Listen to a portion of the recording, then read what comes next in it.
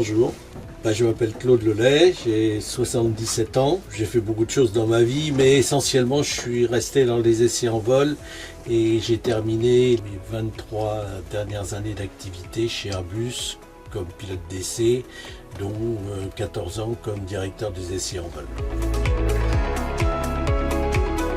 Je dirais un peu le hasard. À la sortie de l'école polytechnique, j'ai voulu faire mon stage de pilote de chasse, parce qu'à l'époque on aimait bien Tanguy la Verdure, et donc je suis rentré comme ingénieur de l'armement et j'ai choisi tout naturellement à la fin de Super Héros la formation pour être ingénieur navigant au centre d'essai en vol à Isly. Le métier de pilote d'essai, ça comprend beaucoup de choses. Bon, d'abord, c'est d'exécuter des essais qui sont demandés par le bureau d'études pour la mise au point des avions. C'est également faire une évaluation d'un avion pour voir s'il va être facilement pilotable par des pilotes de ligne qui n'ont pas notre expérience. Et puis il y a des facettes annexes comme par exemple assurer la communication avec les compagnies aériennes qui aiment bien savoir ce qui se passe sur les avions qu'ils ont rachetés et qui par conséquent viennent voir les pilotes d'essai. Je dirais que le premier vol, finalement, c'est un vol relativement simple. On ne fait pas de choses extraordinaires. On a volé dans un simulateur, si je puis dire. Mais dans les premiers vols, et pas seulement dans le premier vol, il y a toujours beaucoup de surprises. On pourrait vous raconter tout ce qui s'est passé dans les premiers vols de l'A380, et pas seulement le premier. Oui. On voit beaucoup de choses dès les premiers vols. Et d'ailleurs, ce qui est intéressant, c'est que tous les premiers vols, mettons le vol à 10 d'un nouvel avion, on essaye de voir ce que, si je puis me permettre l'expression, ce que l'avion a dans le ventre. C'est-à-dire qu'on essaye de regarder partout tous les pièges qu'il pourrait y avoir sur l'avion, parce qu'il faut détecter le plus rapidement possible tous les défauts potentiels pour avoir le temps de les corriger.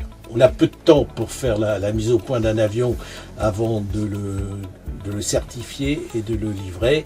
Et donc il faut tout de suite voir ses défauts. C'est pour ça qu'on essaye de le faire très vite dans les premiers vols.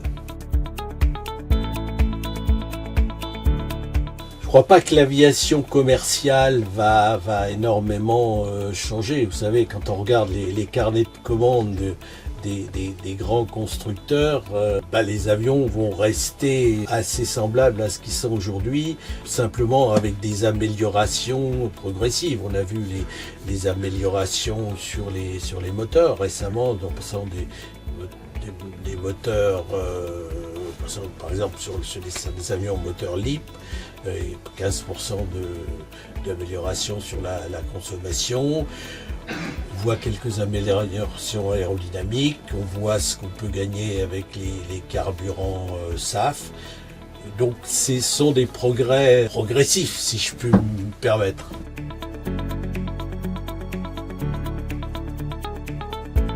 Alors, écoutez, depuis, j'ai fait des meetings aériens pendant 30 ans.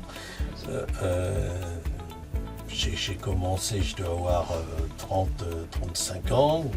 C'est un métier qui m'a passionné. Donc, je dis un métier, c'est pas exactement ça, c'est une activité qui m'a passionné. On voit également que ça passionne beaucoup de jeunes, ça motive.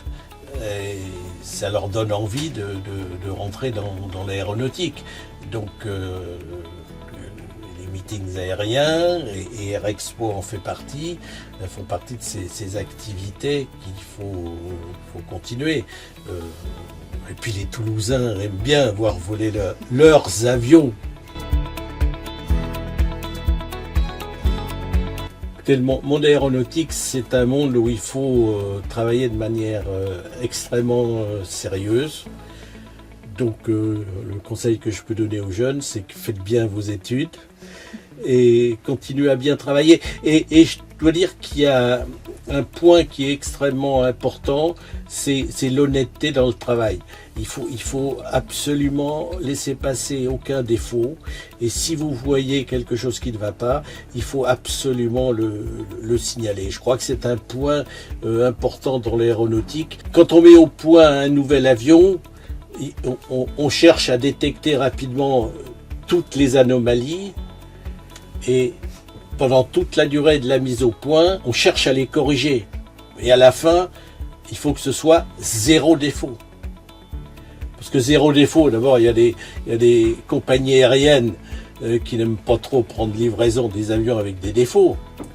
Mais même si vous avez des défauts sur un avion, vous les retrouvez vite sur les réseaux sociaux. Donc pour les constructeurs, ça doit être zéro défaut. Et vous, les jeunes, eh ben, vous devez y participer.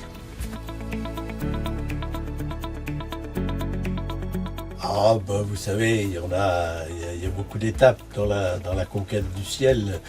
Il y en a qui rêvent d'aller d'établir une base sur la Lune, d'aller sur Mars, etc. Mais bon, personnellement, je crois qu'il ne faut pas trop rêver. Le but fixé, c'est rendre le ciel plus abordable pour tout le monde, que les gens puissent voyager dans les meilleures conditions et puis, comme on dit aujourd'hui, dans les meilleures conditions environnementales. Bon, parce qu'on parle beaucoup d'écologie, bon, ça c'est important, donc il faut se donner pour but à la fois de pouvoir satisfaire ses désirs, mais dans les meilleures conditions.